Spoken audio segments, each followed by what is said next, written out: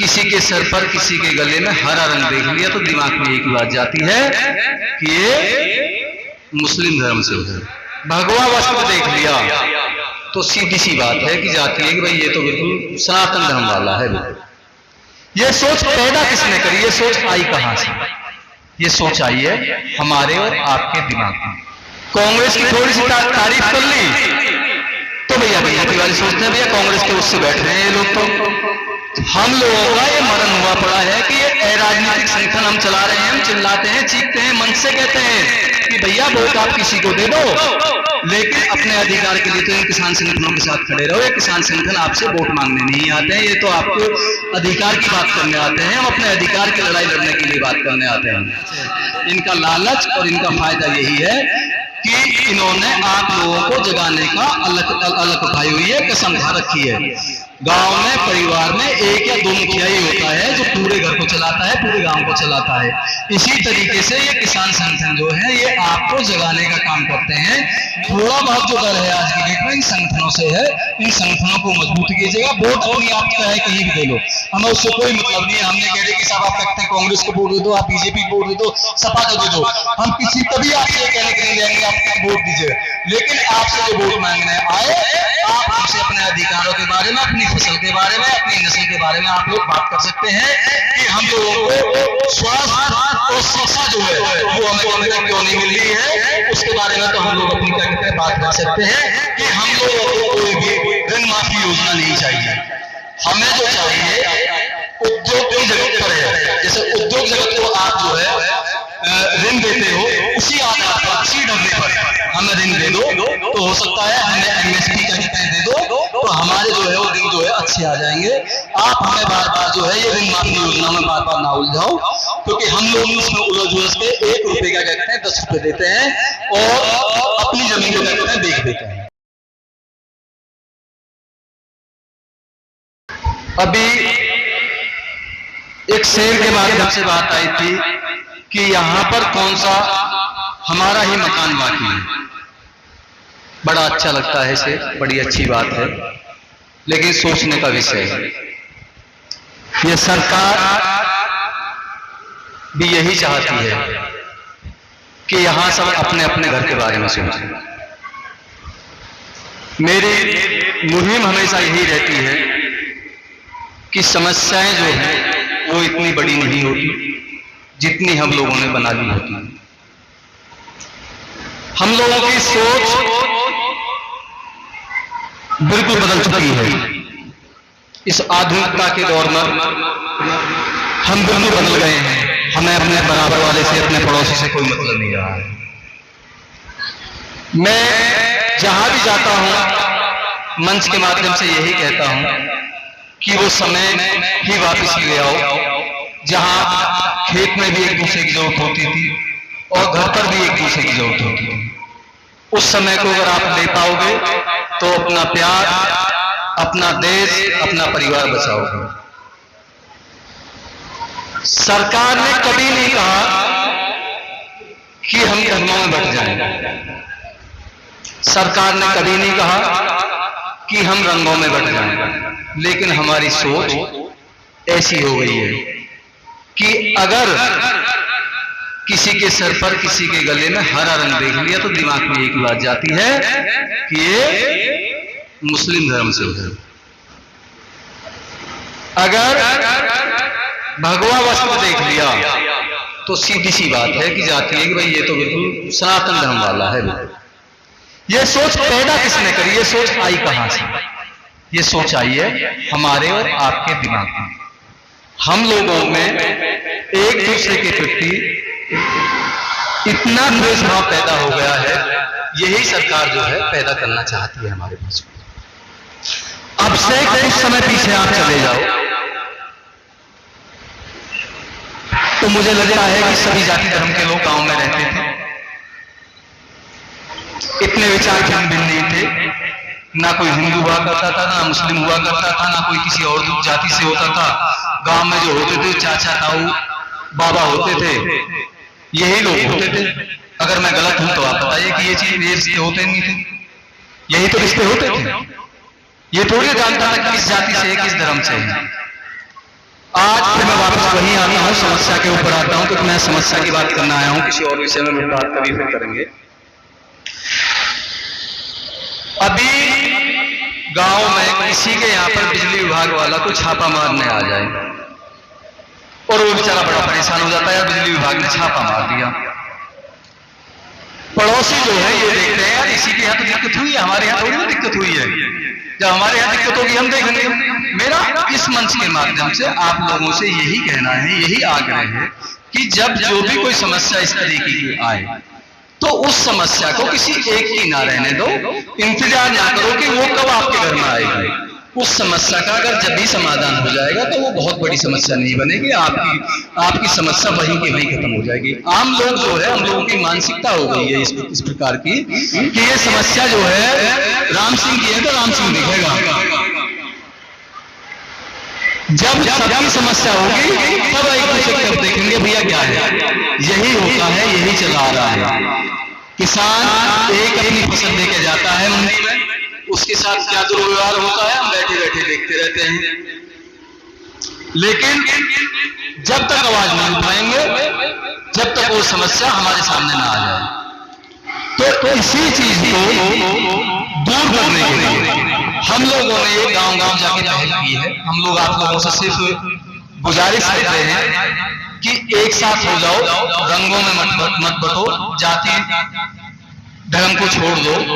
सरकार चाहती है कि ये बटे रहेंगे, आसानी से क्या कहते हैं तुमसे अपनी कुछ बात मांग नहीं करेंगे, तो ये सारी चीजें चलती हैं। मैं एक कहानी के माध्यम से, छोटी सी कहानी है, थोड़ा सा समझाने की कोशिश करूंगा, शायद कुछ समझ में आ जाए। कोशिश मेरी रहती है कि शायद जो भी मैं जाता हूं जहां पर कुछ ना कुछ ऐसी चीज छोड़ कर जाऊं कि जिस पर लोग बात याद करें कि हाँ इसने कुछ कहा था। एक परिवार था, परिवार बहुत छोटा था, मियां बीवी दोनों रहते थे, बड़े प्यार से रहते थे। दोनों के बीच कभी झगड़ा नहीं हुआ, कुछ नहीं हुआ।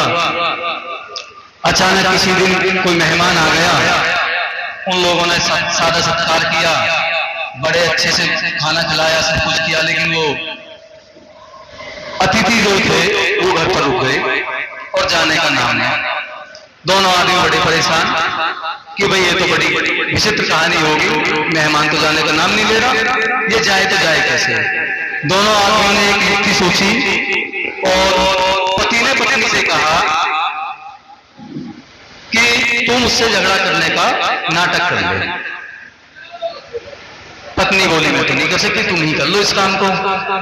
पति बोला मैं भी नहीं कर सकता। बड़े बेचारे दोनों के दोनों विचित्र परिस्थिति में फंस गए। फिर भी एक दो दिन बाद उन्होंने आपस में झगड़ा करके और वो घर से निकल गए। घर से निकल गए, मेहमान ने शाम तक देखा कि भाई आए नहीं, वो भी भूखा बेचारा निकल गया। जब शाम को देर हो गई तो दोनों पति पत्नी घर में आए और जोर जोर से हंसने लगे कि कैसे भी किया नाटक तो हमने कर दिया, आखिरकार वो चला गया। तो मेहमान ने बाहर से हंसने लगा कि जैसे तुमने नाटक किया था, जैसे तुमने नाटक किया था ऐसे ही मैंने जाने का नाटक किया था, गया नहीं था।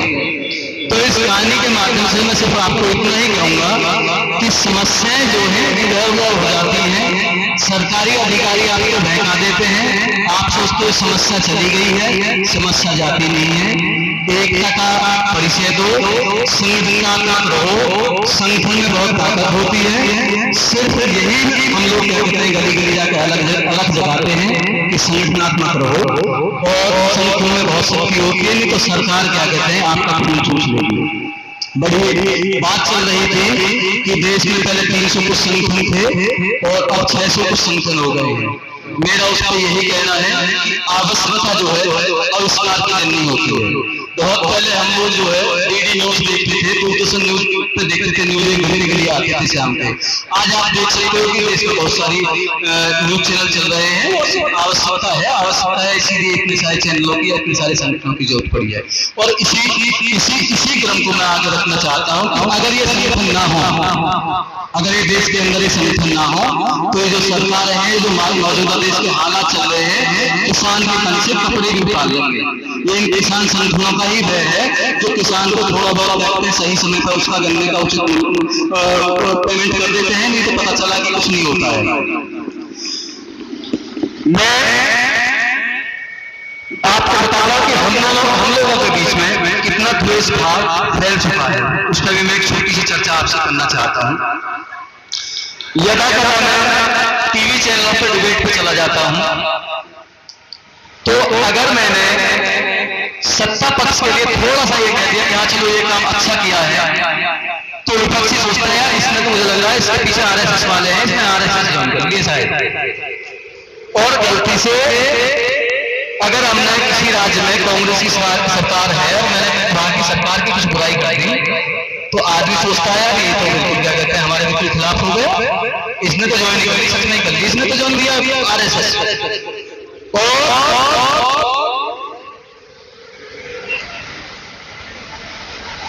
कांग्रेस की थोड़ी सी तारीफ कर ली तो भैया तिवारी सोचते हैं भैया कांग्रेस के उससे बैठ रहे हैं ये लोग। तो हम लोगों का ये मरण हुआ पड़ा है कि ये अराजनीतिक संगठन हम चला रहे हैं, हम चिल्लाते हैं, चीखते हैं, मन से कहते हैं कि भैया वोट आप किसी को दे दो, लेकिन अपने अधिकार के लिए तो इन किसान संगठनों के साथ खड़े रहो। ये किसान संगठन आपसे वोट मांगने नहीं आते हैं, ये तो आपको अधिकार की बात करने आते हैं, हम अपने अधिकार की लड़ाई लड़ने के लिए बात करने आते हैं। तो फिर भी क्या कहते हैं आप लोग ये सोचते हो कि ये किसान संगठन वाले पता नहीं यार ये पागल तो नहीं हो रहे हैं, रोज रोज क्या कहते हैं इधर उधर मीटिंग भी करे घूमते हैं, इनका क्या फायदा है, इनका क्या लालच है। इनका लालच और इनका फायदा यही है कि इन्होंने आप लोगों को जगाने का अलग उठाई हुई है, कसम खा रखी है। गांव में परिवार में एक या दो मुखिया ही होता है जो पूरे घर को चलाता है, पूरे गांव को चलाता है। इसी तरीके से ये किसान संगठन जो है ये आपको जगाने का काम करते हैं। मेरा आप सबसे यही अपील है कि कोई भी संगठन हो किसानों का, मैं नहीं कहता कि भारतीय किसान संगठन ही बहुत अच्छा काम कर रहा है, बहुत और भी संगठन है जो बहुत अच्छा काम कर रहे हैं, उनके साथ जुड़िएगा, सबके साथ जुड़िएगा, सबका सहयोग कीजिएगा, लेकिन अपने अधिकार का ध्यान रखिएगा कि हमारा अधिकार कहाँ पर है, कहाँ हम लोग सुरक्षित हैं। क्योंकि जब तक हम लोग अपने बारे में नहीं सोचेंगे, अपने हितों के बारे में नहीं सोचेंगे, तो सरकार और सरकार के जो नुमाइंदे हैं ये आपको नोच पाने के लिए बिल्कुल तैयार बैठे हुए हैं। थोड़ा बहुत जो डर है आज की डेट में इन संगठनों से है, इन संगठनों को मजबूत कीजिएगा। वोट अपनी आप चाहे कहीं भी दे लो, हमें उससे कोई मतलब नहीं है। हमने कह रहे कि साहब आप कहते हैं कांग्रेस को वोट दे दो, आप बीजेपी को वोट दे दो, सपा को दे दो, हम किसी कभी आपसे कहने के नहीं जाएंगे आप वोट दीजिए, लेकिन आपसे जो वोट मांगने आए आप हमसे अपने अधिकारों के बारे में, अपनी फसल के बारे में, अपनी नस्ल के बारे में आप लोग बात कर सकते हैं कि हम लोगों को स्वास्थ्य और शिक्षा जो है वो हमें क्यों नहीं मिल रही है, उसके बारे में तो हम लोग अपनी क्या कहते हैं बात कर सकते हैं। क्योंकि ये लोग सिर्फ 5 साल में एक बार आपके द्वार आते हैं, बाकी तो आप इनके द्वार जा जाके थक जाते हो, आपसे मुलाकात भी नहीं करते हैं, आपसे बात भी नहीं करते हैं। तो कम से कम अब चुनाव आने वाली बात का मन से पहले भी बात हो चुकी है कि 2024 में चुनाव आ रहा है, तो बातें करनी चाहिए कि भैया हमारे बच्चों की शिक्षा की बात, हमारे बच्चों को स्वास्थ्य की बात और हमारी फसल है उस फसल के क्या कहते हैं उचित मूल्य की बात हम करते हैं।